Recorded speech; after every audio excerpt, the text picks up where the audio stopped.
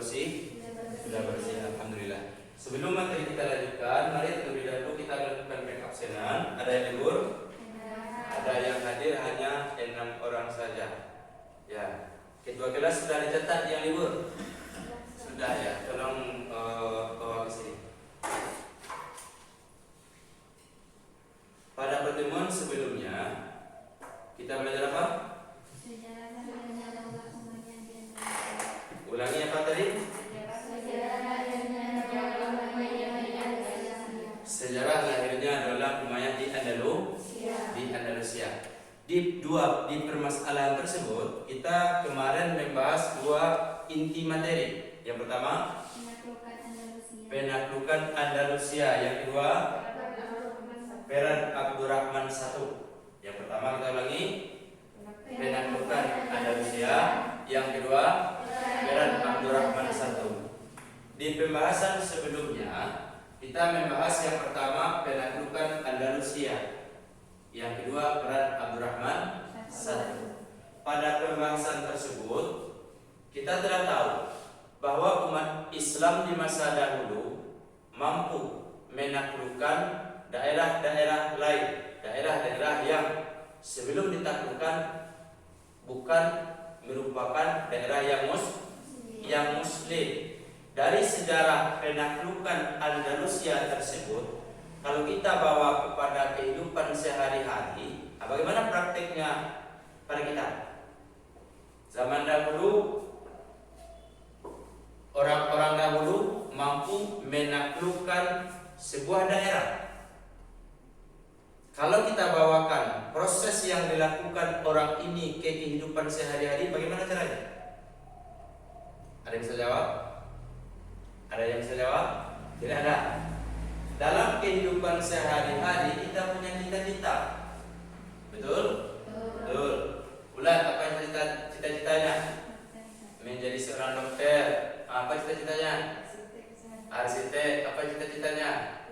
Menjadi seorang guru. Masih banyak cita-cita yang lain. Untuk mendapatkan cita-cita tersebut, tentu kita mesti melalui halangan dan rintangan. Betul? Betul. Untuk mencapai sebuah cita-cita, kita harus melewati halangan dan rintangan. Butuh proses yang panjang. Apa jalan yang harus kita tempuh untuk mencapai cita-cita tersebut? Belajar dengan giat. Apa lagi? Apa lagi? Belajar dengan giat, rajin mengulang pelajaran, rajin membaca. Betul? Betul. Proses yang kita lakukan, rajin membaca dan segala macamnya, berarti kita telah menaklukkan penghalang dalam mencapai cita-cita. Pembahasan kita tadi penaklukan Andalusia. Betul? Betul. Itu pembahasan yang berlalu. Dari pembahasan tersebut bisa kita praktekkan dalam kehidupan sehari-hari dengan cara menaklukkan semua penghalang kita dalam mencapai sebuah cita-cita. Sebelum kita lanjutkan, ada beberapa hal yang harus saya sampaikan dahulu. Pertama, tentang kompetensi dasar. Yang kedua, tentang tujuan pembelajaran. Kompetensi dasar pembelajaran kita yang pertama adalah menghayati nikmat dari kemajuan peradaban dan ilmu pengetahuan dalam Islam. Yang kedua, menampilkan perilaku inovatif dan produktif. Sedangkan yang menjadi tujuan pembelajaran kita yang pertama adalah melalui kegiatan membaca, peserta didik diharapkan mampu menyadari karunia Allah dalam pencapaian peradaban dan ilmu pengetahuan dalam Islam. Yang terakhir, melalui kegiatan mengamati, menanya, mengeksplorasi, asosiasi, dan mengkomunikasikan, peserta didik mampu menilai penyebab berkembangnya peradaban dan ilmu pengetahuan pada masa Daulah Umayyah di Andalusia. Nah, berikutnya untuk materi pembahasan, mari sama-sama kita dengarkan pada video berikut ini.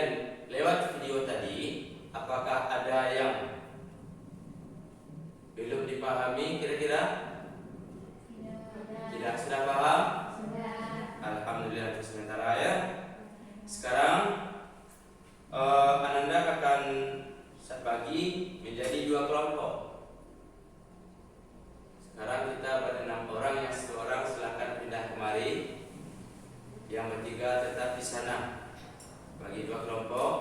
Dan silakan langsung saja sekarang kepada kedua kelompok. Sebelum dilanjut, kita butuh satu ketua, satu jubir. Di sini siapa ketuanya? Siranti ketua, jubir siapa? Adik. Di sini ketuanya? Bulan ketua. Jubir bulan ketua. Zahra. Di sini ada dua materi yang berbeda-beda. Silakan masing-masing kelompok mendiskusikan materi ini.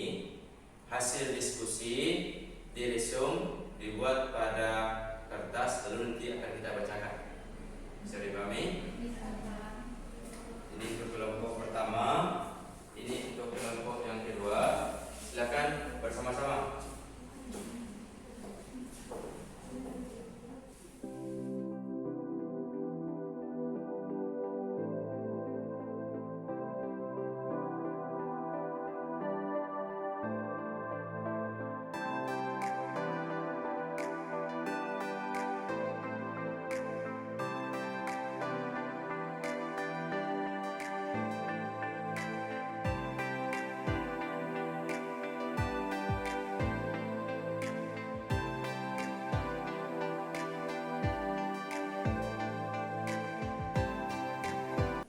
Sekarang kita lanjutkan kepada masing-masing kelompok setelah bergantian.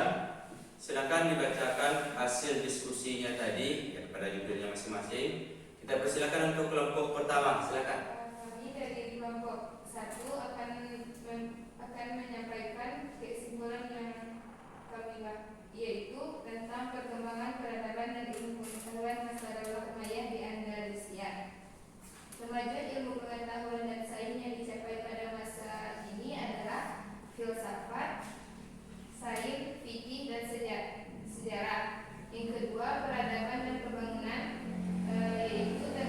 yaitu membangun kota Cordoba dan membangun kota Granada. Baik. Kelompok dua, jelas yang disampaikan oleh kelompok pertama tadi? Jelas. Ada yang ragu? Ada yang mau dipertanyakan? Ada yang mau dipertanyakan? Tidak ada. Sekarang kalau tidak ada yang mau dipertanyakan, lanjut kepada kelompok yang kedua. Silakan dibacakan hasil diskusinya. Dengarkan baik-baik semuanya. Ya, jubir, silakan. Kami dari kelompok 2 yang menyampaikan hasil diskusi kami, yaitu tentang faktor yang menjadi pendukungnya kemajuan yang dicapai di Andalusia. Yang pertama, heterogenitas. Komposisi masyarakat di Andalusia mendorong terciptanya iklim intelektual yang maju. Islam datang dengan semangat toleransi yang begitu tinggi. Dengan semangat itu telah mengakhiri kezaliman keagamaan yang sudah berlangsung sebelumnya. Yang pertama, adanya semangat kesatuan budaya Islam yang timbul pada pemikiran ulama dan para ilmuwan. Yang kedua, persaingan antara al-Tawaf, yaitu kerajaan-kerajaan kecil, justru menyebabkan perkembangan peradaban di sekitar Cordoba. Semuanya bersaing ingin menandingi Cordoba dalam hal ilmu pengetahuan, sastra, seni, dan kebudayaan. Yang ketiga, adanya dorongan dari para penguasa yang mempelopori kegiatan ilmiah sehingga muncul ilmuwan-ilmuwan yang kompeten dalam bidangnya. Bisa dipahami?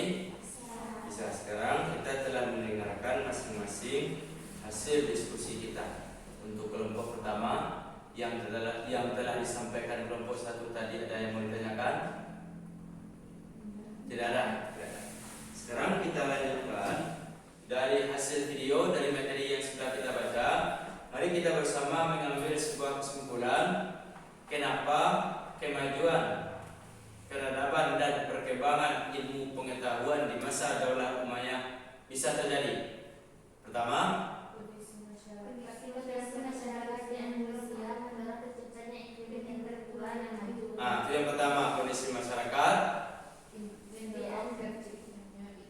masyarakat mendorong terciptanya iklim intelektual yang maju. Yang kedua, adanya semangat kesatuan budaya Islam. Yang ketiga, persaingan antara dampak positif saja. Persaingan antara kerajaan kecil hanya pada dampak yang positif, tidak ada yang pada dampak negatif. Yang terakhir, adanya dorongan dari para penguasa. Nah, sekarang dari kesimpulan tersebut bisa kita ambil pelajaran untuk kehidupan sehari-hari bahwa kita bisa berhasil, kita bisa lebih maju ketika pertama ada dorongan di sekitar kita. Oleh karena itu kita harus mencari pergaulan yang baik. Jangan sampai kita salah dalam pergaulan. Kan bisa dilihat sekarang pergaulan bebas itu karena tidak ada dorongan yang baik, tapi karena ada dorongan yang buruk. Itu yang pertama. Kehidupan sehari-hari kita harus berada di lingkungan yang baik. Yang kedua, adanya semangat. Kita harus sangat semangat dalam menggapai cita-cita. Yang ketiga, adanya persaingan cuman yang berdampak kepada dampak yang positif. Kita antara kita dalam lokal ini tentu akan bersaing. Namun jangan kita bersaing yang tidak baik. Harus bersaing yang baik. Yang berikut, adanya dorongan oleh pemerintah atau penguasa. Nah, hal ini, yang satu ini, dorongan dari pemerintah, adakah kita dapatkan selama ini? Ada. Apa contohnya? Ada dapat dana BOS sehingga kita dalam membayar uang sekolah tidak lagi dibebaskan dari uang sekolah. Ini salah satu bentuk dorongan dari pemerintah. Jadi kita harus menjadi orang yang maju dan berguna. Bisa dipahami? Bisa dari yang kita berikan tadi. Ada yang ragu dan mau ditanyakan? Ada yang ragu? Tidak ada. Kalau tidak ada pembuktian ragu di sini, setelah menyiapkan tugas akan saya bagikan masing-masing. Ya, silakan dikerjakan terlebih dahulu. Jangan mencontek, kerjakan sendiri. Kejujuran itu sangat penting. Ya, silakan dikerjakan. Sudah siap? Belum. Sudah siap? Sudah. Ya. Kalau sudah siap, silakan dikumpulkan. Ya, kedua kelasnya silakan dikumpulkan. Kumpulkan semuanya ke depan.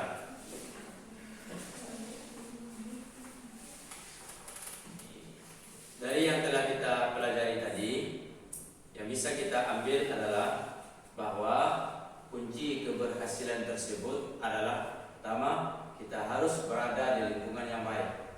Jadi dalam kehidupan sekarang dan akan datang, jangan sampai kita berada di lingkungan yang tidak baik. Kalau kita berada di tempat yang tidak baik, ya silakan kita segera untuk berpindah dari negeri tersebut. Itu yang pertama. Yang kedua, kita bisa sukses ketika ada semangat.